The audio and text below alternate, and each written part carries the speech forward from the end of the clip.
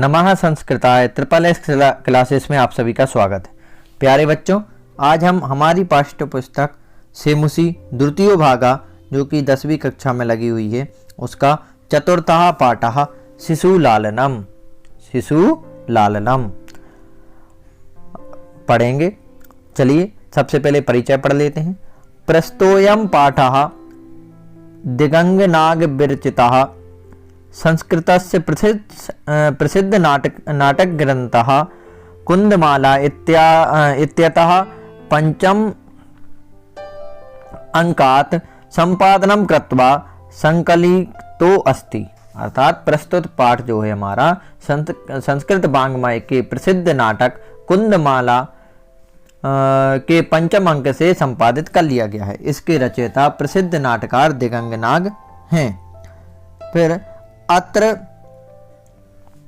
नाटक अंशे रामः स्वपुत्रौ लवकुशौ सिंहासनम् आरोहयितुम् इच्छति किंतु उभावपि सविनयं तं निवारयत्।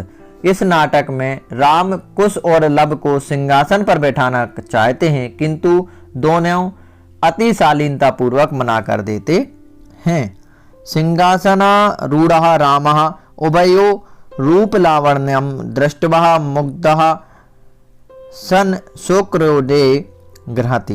पाठे अस्मिन् शिशुवात्सल्यस्य मनोहर वर्णनम विद्यते।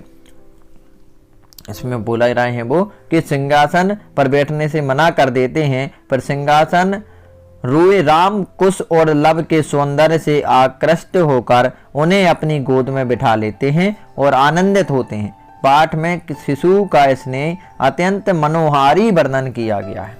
चलिए चैप्टर को शुरू करते हैं। सबसे पहले है सिंहासनस्थ रामः ततः प्रविष्टः विदुष केनोपदिश्य मान मार्गौ तपसौ कुशलभौ।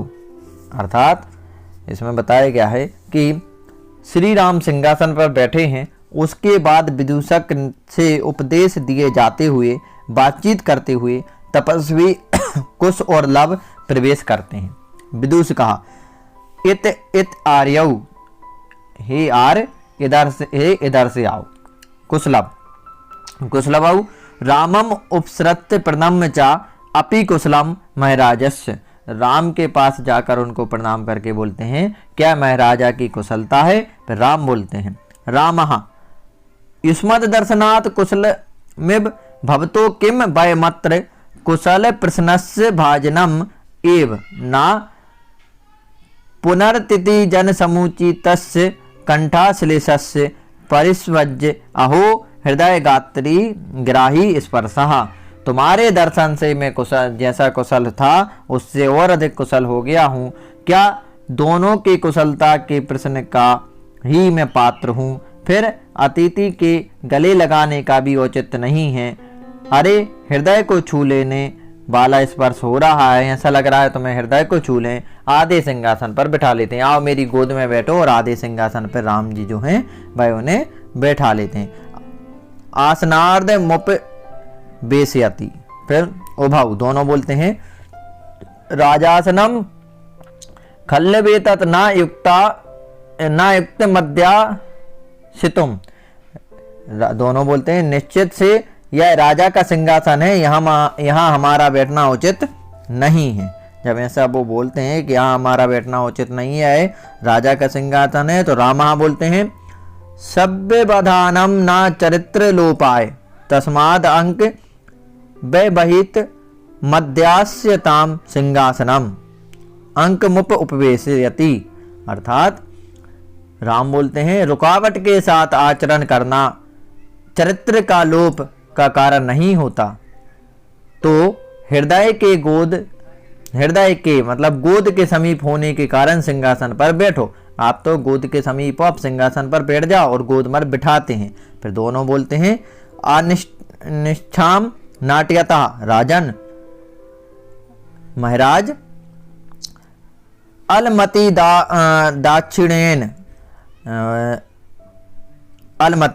दाक्षिणीयन।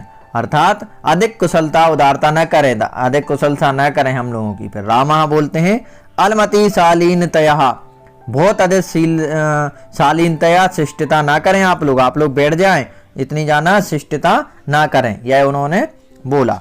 अब दोनों ऐसी ऐसी बातें कर रहे हैं। उसके बाद में जो क्या बोलते हैं रामचंद्र जी हैं, वो ऐसा बोलने के बाद में फिर से बोले कि भवती शिशु जनो भयो अनुरोधात गुणमयतामपि लालनीय एव ब्रजति हिम करोति अपि बाल भावात पशुपति मस्तक केत कच्छ तत्वम। अर्थात बच्चा अपनी आयु के कारण से गुणों से महान लोगों के लालन के योग्य होता है। चंद्रमा की बाल भाव की सुंदरता के कारण शिवजी के मस्तक के केतकी के पुष्पों से बने जूड़ों पर धारण कर लेता है। चंद्रमा भी बाल भाव से शिव जी के मस्तक पर विराजता है, इसलिए तुम लोग भी मेरी गोद में बैठ जाओ, इसमें कोई आश्चर्य की बात नहीं है, आप लोग मेरी गोद में बैठ सकते हैं।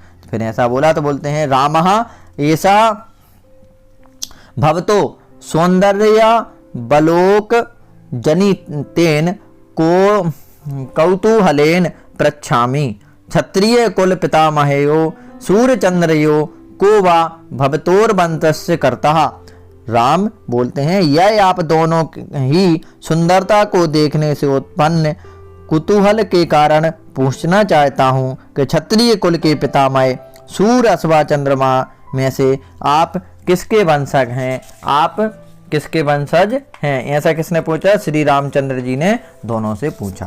फिर लब बोलते हैं भगवान सहस्त्र दीजिति, सहस्त्र दीजिति भगवान सूर्य के।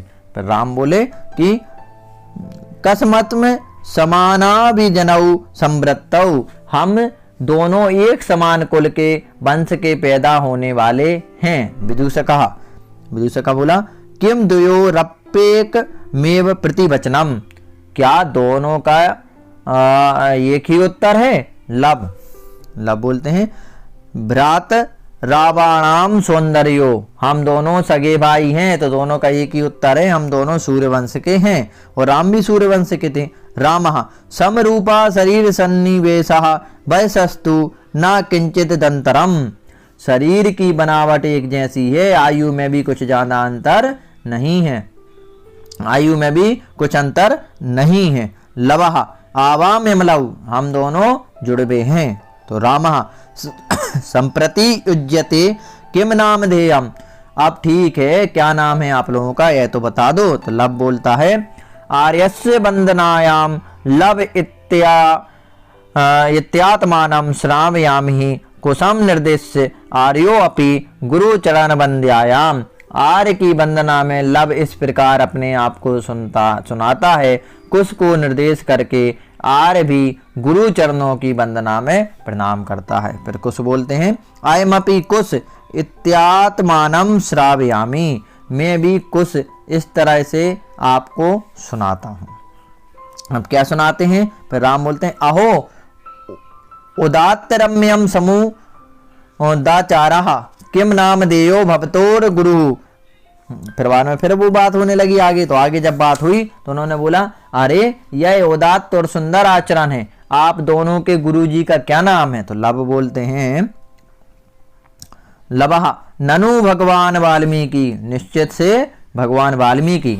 रामः केन संबंधेन, किस संबंध से, किस नाते से? तो लबः बोलता है उपनयनोपदेशेन, उपनयन संस्कार से यज्ञोपवीत जनेऊ का उपदेश उन्हीं ने किया था, इसलिए भाई मेरे गुरु हैं। फिर रामः अयमत्र भवतो जनकम नाम तो वेदितु मिच्छामि, मैं आप दोनों के पिता का नाम जानना चाहता हूँ। लब ना ही जानाम्यस्य नाम देयम न किंचित न कश्चित अस्मिन् तपोवने तस्य नाम व्यवहारति, मैं इनका नाम नहीं जानता हूँ, ना कोई इस तपोवन में उनका नाम लेता है। राम अहो महात्मयम, अरे महानता। कुछ बोलता है जनाम्यम तस्य नामधेयम, मैं उनका नाम जानता हूँ। राम बोलते हैं कथ्यताम, कहो। तो कुछ बोला निर्दयी नाम, क्या बोला है कुछ, निर्नुक्रोशो नाम, मतलब निर्दयी नाम, और फिर वानु कुछ नहीं बोलता, शांत हो जाता है। फिर राम बोलते हैं वयस्क वयस्य अपूर्वम खलु नामधेयम, मित्र निश्चित ही यह विचित्र नाम है, निर्दयी विचित्र नाम है। विदुष कहा, सो विदुष का विचिंत। एवं तावत पृच्छामि निर्नुक्रोशो इति कम एव भ्रणाति, सोचकर तो ऐसे ही पूछता हूं निर्दयी यह कौन बोलता है। तो कुछ बोलता है अम्बा, मतलब माँ। विदुष कहा किम कुपिता एवं भ्रणाति उत प्रकृतिस्तः, क्या क्रोधित होकर ऐसा बोलती हैं अथवा स्वाभाविक रूप से। तो कुछ बोलता है यद्या वयोर्बाल भाव जनितम किंचित विनयम पश्यति तदा एवं अधिक्षिपति निर्नुक्रोशस्य पुत्रौ मां चापलम इति। यदि हम दोनों के बचपन से उत्पन्न कुछ उद्दंडता देखती हैं तो ऐसे फटकारती हैं कि हे निर्दयी के पुत्रों चंचलता मत करो, हे निर्दयी के पुत्रों चंचलता मत करो। तो इसलिए हमें पता है कि मेरे पिताजी का नाम निर्दयी है। फिर विदुष कहा, फिर विदूषक बोला एतियोर यदि पितुर्निर्नुक्रोश इति नामधेयम एतियोर जननी तेनाब मनितः निर्वसिता एतेन वचनेन दारकौ निर्वस्यर निर्वस्यर सहति। अर्थात फिर वो बोलती है, फिर उनको ले कि अब आगे बात बढ़ती है, तो आगे बात बढ़ने पर फिर वो बोलती है एक बार विदूषक फिर बोलता है कि जब विदूषक की बात आती है कि स्वागतम, कहाँ पर थे अपन, हाँ एतियोर यदि इन दोनों के पिता, फिर से बोलते हैं विदूषक बोलता है कि यदि इन दोनों के पिता जो हैं वह निर्दयी नाम वाले हैं तो इनकी माता उनके द्वारा अपमानित करके निकाल दी गई हैं, अतः इस वचन से बच्चों को धमकाती हैं। ऐसा वह सुन लेते हैं। तो फिर राम जी बोलते हैं, राम जी क्या बोलते हैं अपने मन में, राम जी फिर बोलते हैं अति दीर्घ प्रवासो यम दाणुरस्य विदूषक मवलोकस्य जानतिकम कौतूहले नाविष्टो मातर मनयोर नामतो वेदी तु मिच्छामि नायुक्तम च स्त्री गतमनुयुक्तुम विशेष तस् तपोवने तत् को अत्राभ्युपायः। फिर अपने मन में ऐसा सोच के हुए फिर बोलते हैं वो कि ऐसे हुए सीता को निकालने पर मुझे धिक्कार है। फिर बोलते हैं प्रभातो दानुरस धिक्कार है, वह तपस्विनी सीता मुझे से किए गए अपराध से अपनी संतान को इस प्रकार से क्रोध भरे शब्दों से धमकाती है। ऐसा कौन सोचने लगते हैं, राम जी के धिक्कार है, और ऐसा राम जी सोचने लगते हैं। और राम बोलते हैं यह यात्रा बहुत लंबी और कष्टदायी है। विदूषक को देखकर पर्दे के पीछे कौतूहल बस घिरे हुए इनकी माता का नाम जानना चाहता हूँ, और स्त्री के संबंधित कार्य पूरा परिचय जानना उचित नहीं है, इसलिए इनकी माता का मैं सिर्फ नाम जानना चाहता हूँ, विशेषकर तपोवन में। तो यहाँ क्या उपाय है, उनका नाम क्या है यह जानना चाहते। तो विदूषक बोलता है कि जनांतिकम अहम पुनः पृच्छामि प्रकाशम किम नाम देया युवयोर जननी। तो लब बोलते हैं, फिर से बोलते हैं कि पर्दे के पीछे से विदूषक बोलता है मैं फिर पूछता हूँ प्रकट रूप से तुम्हारी माता जी किस नाम वाली है, क्या नाम है। तो लब बोलते हैं कि तस्या द्वय नामनी, उनके दो नाम हैं। तो विदूष कहा कैसे, कथमेव कैसे। तो लब बोलता है तपोवन वासिनो देवीति नाम अहंति भगवान वाल्मीकिर बधूरीति। तपोवन में के निवासी उनको देवी नाम से बुलाते हैं और भगवान वाल्मीकि बहू के नाम से उनको बुलाते हैं। रामः अपि च इतस्तावद वयस्य मुहूर्त मात्रम। फिर राम बोलते हैं क्या इन दोनों कुमारों का और मेरे परिवार का विवरण पूरी तरह समान है पर्दे के पीछे से। फिर बोलते हैं समान है, पर्दे से पीछे से इतना बोला, इस समय हो गया है। फिर पर्दे के पीछे से फिर क्या बोले कि अब समय हो गया है। किसका समय हो गया है कि आप समय हो गया है, रामायण के गाने का कार्य क्यों नहीं किया जा रहा है, रामायण के गाने का समय हो गया है। तो फिर वो बोलते हैं कि विदूषक ने बोला उपतरस्य आज्ञापमतु भवान रामः अपि कुमार्योर नयनो अस्माकं च सर्वता समरूपम कुटुंब वृत्तांत। फिर बोले राम दोनों कुमारों का पूरा परिवार का विवरण तुम्हारी तरह ही है। और फिर बाद में भाई बोलते हैं अब तो इतना समय हो गया, अब तो चलते हैं, रामायण का गाने का समय हो गया है और क्यों नहीं गाया जा रहा है। तो दोनों बोलते हैं उभौ यति वेला संजाता रामायण गानस्य विनियोगः किमर्थं न विधीयन्ते। फिर उभौ राजन उपाध्याय दूतो अस्माकं त्वरयति। अर्थात कि दोनों महाराज गुरुवर के दूत हमको जल्दी करने के लिए कह रहे हैं। राम बोलते हैं मयापि सम्मानीय एव मुनि नियोगः कथा ही भवन्तौ गायन्तु कबीरपि पुराणो व्रत निधिर ग्राम संदर्भो अयम प्रथम मवतीर्णो वसुमतीम कसाचेयम सलाध्याः सरसिरूह नाभस्य नियतम पुनाति श्रोतारम रमणयति च सोयम परिकरः। अर्थात फिर राम बोलते हैं मुझे भी गुरुवर का आदेश सम्मानीय मानने योग्य है, क्योंकि गुरुवर का आदेश मुझे भी सम्मानीय है और मानने योग्य है। वह क्यों? फिर वो बताते हैं क्योंकि आप दोनों के द्वारा गाए जाने वाला जो कथा है रामायण है वह व्रतों के सागर कवि विद्वान भगवान वाल्मीकि की रचना है। इनकी वाणी धरती पर प्रथम बार उतरी है। यह कथा भगवान कमल नाभि विष्णु से संबंधित है।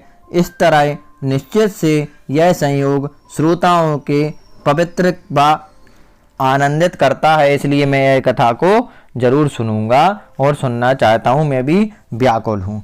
और इतने के बाद में फिर बोलते हैं मैं भी व्याकुल हूँ। उसके बाद में